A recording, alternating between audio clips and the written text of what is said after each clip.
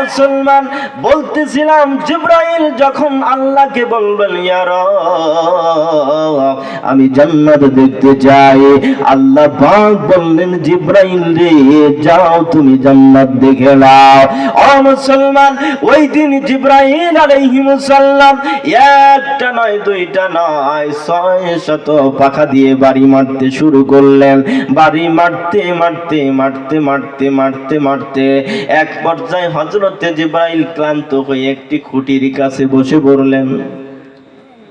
ক্লান্ত হয়ে শ্রান্ত হয়ে খুঁটির কাছে বসে পড়ার পর আল্লাহকে ডাক দিয়ে বললেন রব্বুল আলামিন তোমার জান্নাত আর কত দূর? সুবহানাল্লাহ বলতে পারলেন? একটি পাখা দিয়ে একটি বাড়ি মারলে আল্লাহর এই জমিন থেকে আরশে চলে যায়।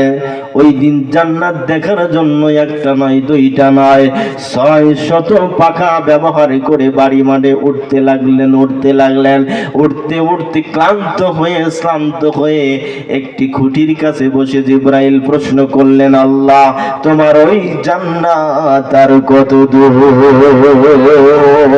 আল্লাহ পাক বললেন জিবরাইল সবে মাত্র জান্নাতের একটি খুঁটি পেয়েছো রে জিবরাইল, এখনো ৭২,০০০ খুঁটি বাকি রয়েছে। জোরে কি বলা যাবে না সুবহানাল্লাহ?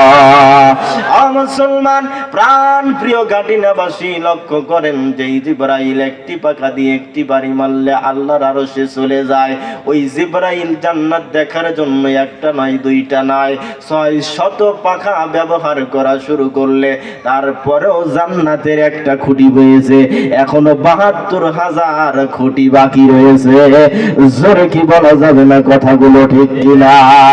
তাহলে মনে করেন মুসলমান আমার আল্লাহর ওই বানানো জান্নাত কত বড়, যেটা দিয়ে হিসাব করার মতো ব্রেন পৃথিবীর কোন মানুষের মাথায় ধরবে না। কথা বলেন